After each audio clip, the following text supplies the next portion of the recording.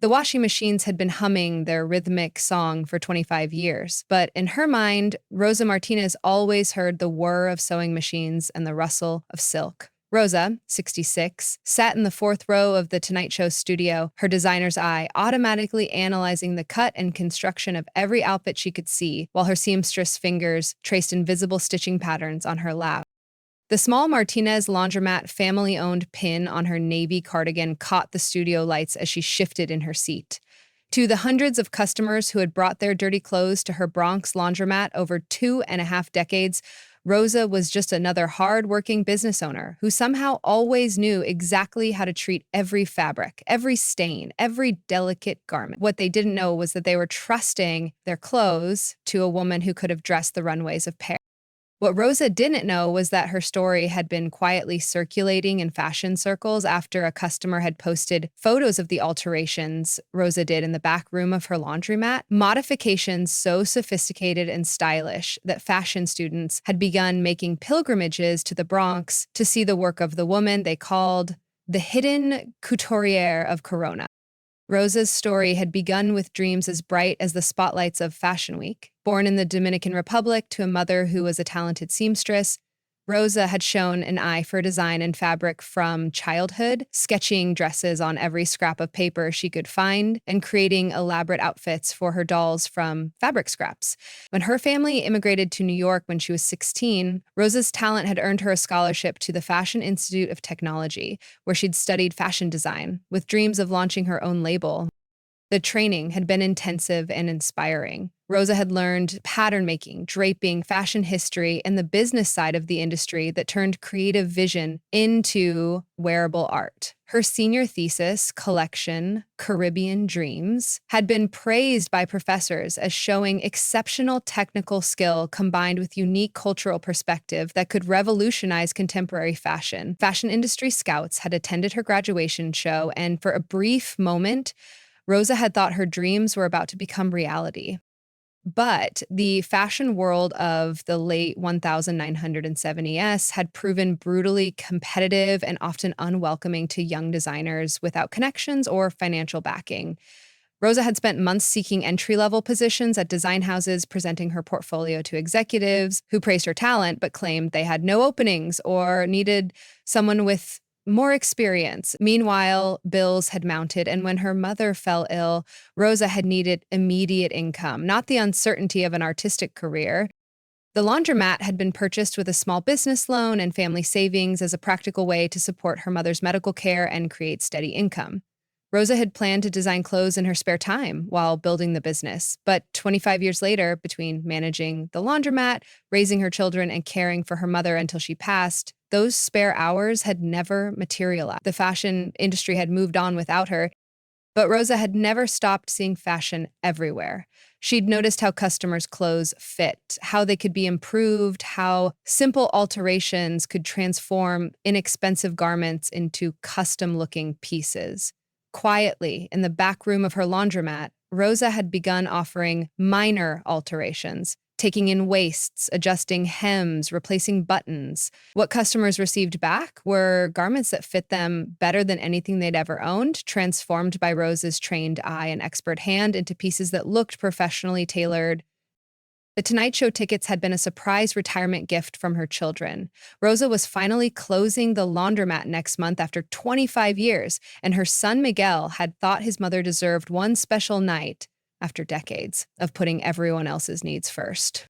It was a Wednesday night taping in April, and Jimmy was in good spirits after interviewing a pop star about her new album. During his commercial break interaction with the audience, his attention was drawn to Rosa by the way she was subtly adjusting her cardigan and the expert way she'd coordinated her accessories, details that suggested someone who understood fashion beyond casual interest.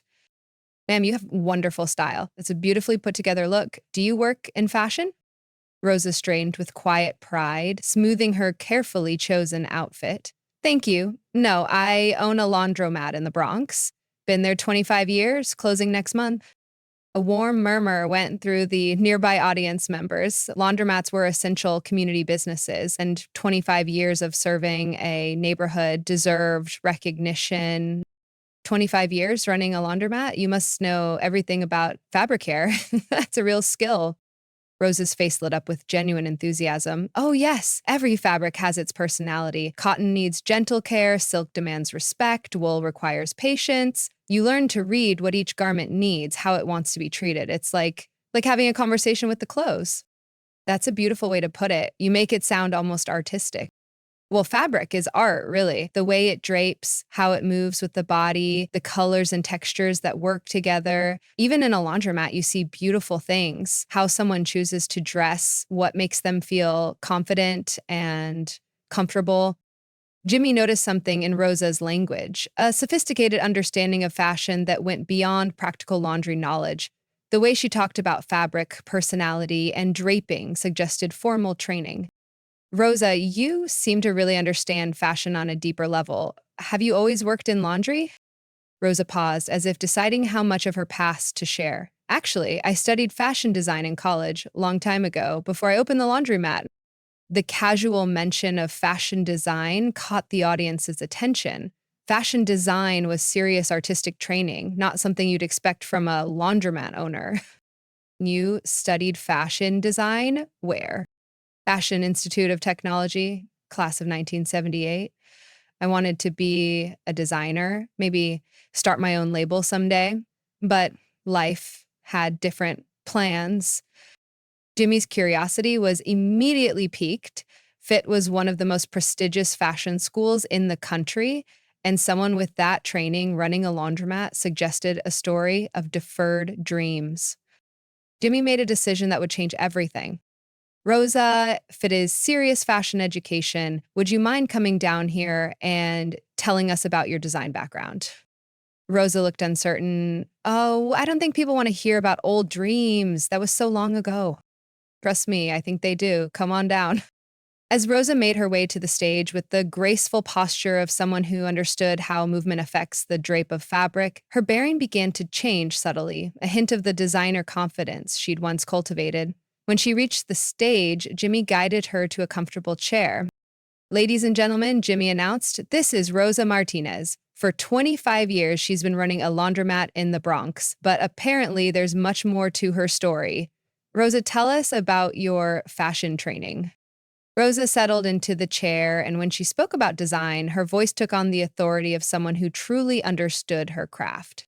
I studied fashion design at FIT, specialized in women's wear and pattern making. I wanted to create clothes that made women feel beautiful and confident, designs that celebrated different body types and cultural backgrounds, fashion that was elegant but accessible. The audience was quiet, processing this unexpected revelation. Fashion design at FIT required serious artistic and technical training.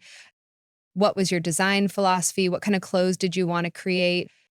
Rosa's eyes lit up with the passion that had never completely faded. I believed that every woman deserves to feel beautiful, regardless of her size, her budget, or her background. I wanted to design clothes that celebrated curves instead of hiding them, that used vibrant colors and flowing fabrics inspired by Caribbean culture, fashion that made women feel proud of who they are. That sounds incredible. What happened after graduation? Why didn't you pursue fashion design? Rosa's expression grew more reflective. I tried. For months, I went to interviews at design houses, boutiques, fashion companies. They liked my work, said I had talent, but she paused. The fashion industry in the late 70s wasn't very welcoming to young Latina designers. They wanted people who looked like fashion, not people who understood it from the inside. So you opened the laundromat instead? My mother got sick, needed expensive medical care. I needed steady income immediately, not the uncertainty of trying to break into fashion. The laundromat was practical. I could work with fabrics every day, help people take care of their clothes, build something stable for my family. Jimmy leaned forward. But you never stopped designing, did you? Rosa looked surprised. How did you know? Jimmy reached behind his chair and pulled out a tablet loaded with photos. We heard about the alterations you do at your laundromat. Look at these before and after pictures.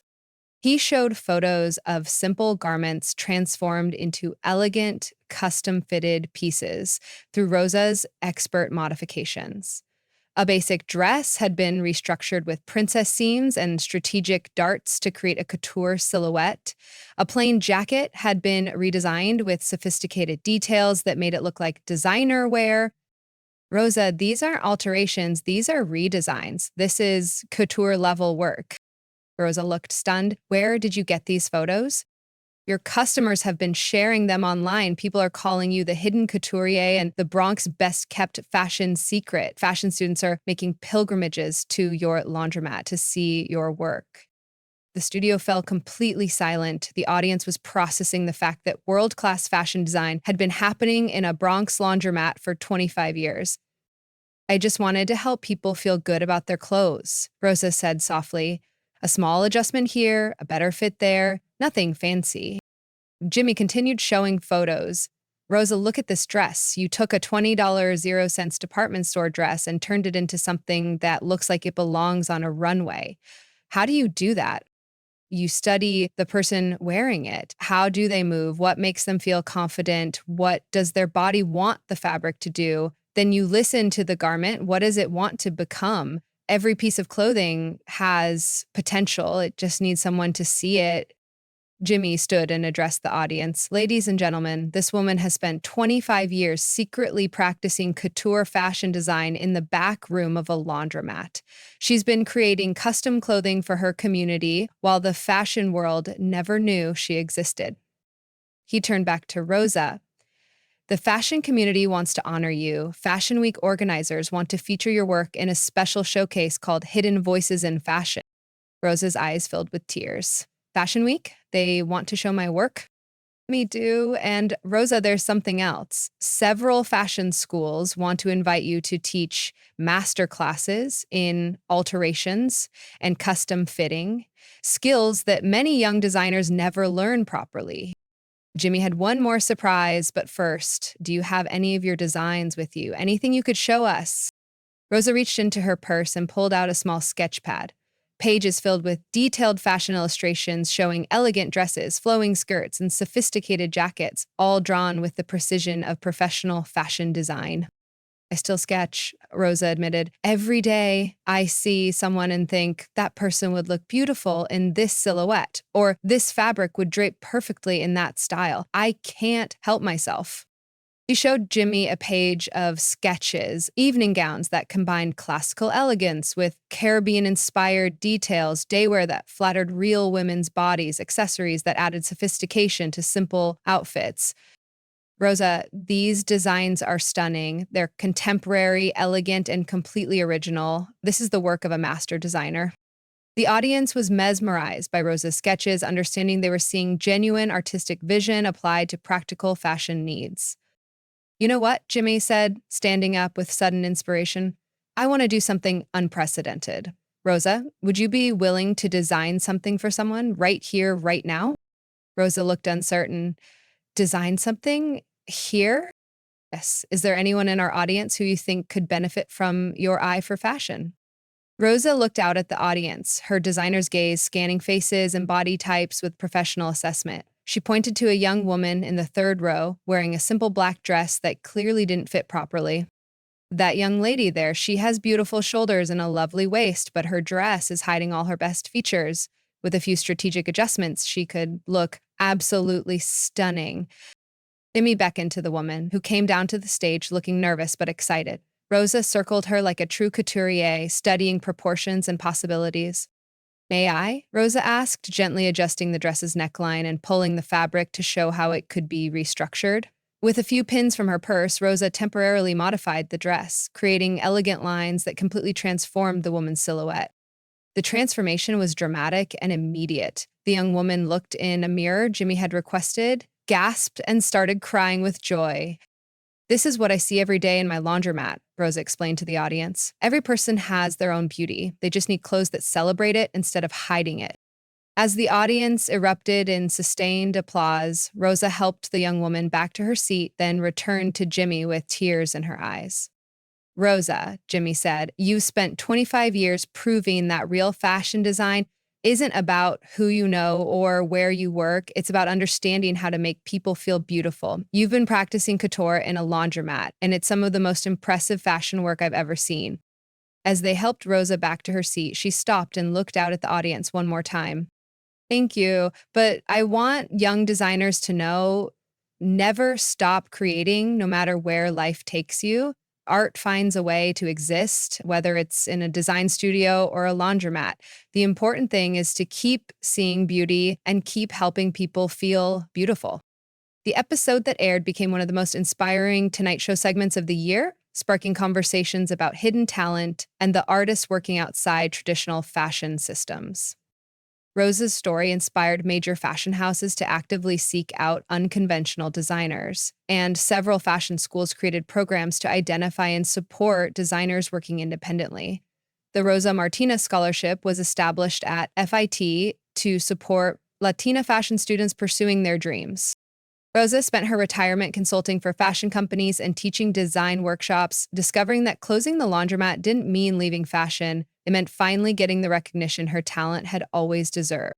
68. Rosa still sketches daily, still believes that everyone deserves to feel beautiful in their clothes, and still carries pins in her purse, a reminder that true fashion design happens not in glamorous studios, but in the hearts of people who understand that clothing should celebrate the people who wear it. Because sometimes the most important fashion shows happen not on runways, but in laundromats, where a designer with couture training and a generous heart transforms ordinary clothes into expressions of beauty. One perfect fit at a time, Romanry Claude can make mistakes. Please double check responses.